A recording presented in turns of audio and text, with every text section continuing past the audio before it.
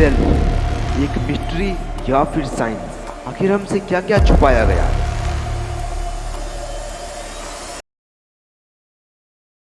साल 1620 जब यूरोप में पहली बार एक कॉम्प्लेक्स माइक्रोस्कोप आता है और साल 1665 जब रॉबर्ट हुक नाम का एक शख्स इसका इस्तेमाल करता है। वो माइक्रोस्कोप में पहली बार पेड़ के एक छिलके, जिसे कॉर्क भी कहा जाता है, उससे ऑब्जर्व करते हैं। उन्हें कुछ मधुमक्खी के छत्ते जैसा ढांचा दिखाई देता है जिसे वो नाम देते हैं सेल।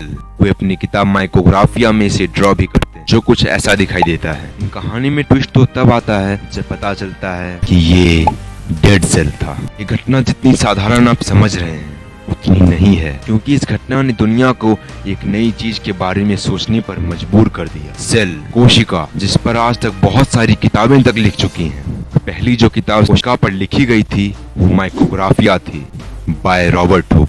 साल 1675 से 1680 के बीच एक साइंटिस्ट होते हैं Antony von Leeuwenhoek. Antony von Leeuwenhoek को पहले से ही माइक्रोस्कोप में बहुत दिलचस्पी थी। साल 1640 में वो माइक्रोस्कोप बनाना सीखते हैं। उनके माइक्रोस्कोप का डिजाइन कुछ ऐसा था जो कि बनने के बाद ऐसा दिखा। ये वही माइक्रोस्कोप था जिससे पहली बार एंटोनी वॉन ल्यूवेनहुक ने लिविंग सेल देखा था। रॉबर्ट हुक से इंस्पायर होकर साल 1838 में साइंटिस्ट माथियास जाकोब शेल्डन, जिन्हें एमजे शेल्डन भी कहा जाता है, इन्होंने प्लांट सेल के बारे में स्टडी किया और ये क्लेम किया कि सारे प्लांट्स सेल से ही बने होते हैं। रॉबर्ट हुक से एक और शख्स इंस्पायर होते हैं जिनका नाम होता है टी.एस. स्वान। इनसे इंस्पायर होके ये एनिमल सेल के बारे में स्टडी करते हैं और लास्टली क्लेम करते हैं कि सारे एनिमल्स सेल से ही बने होते हैं। अब यहाँ पर एक और शख्स जुड़ते हैं जिनका नाम होता है रॉबर्ट विर्चो। फाइनली 1839 में एमजे शेल्डन, टी.एस. स्वान और आर विर्चो मिलकर एक सेल थ्योरी तैयार करते हैं और दुनिया के सामने पेश करते हैं। इस थ्योरी में वे सेल के बारे में 3 क्राइटेरिया बताते हैं। फर्स्ट क्राइटेरिया ये, दुनिया में जितने भी ऑर्गेनिजम्स हैं, यानी जितने भी जीव हैं, चाहे वो पेड़ पौधे हों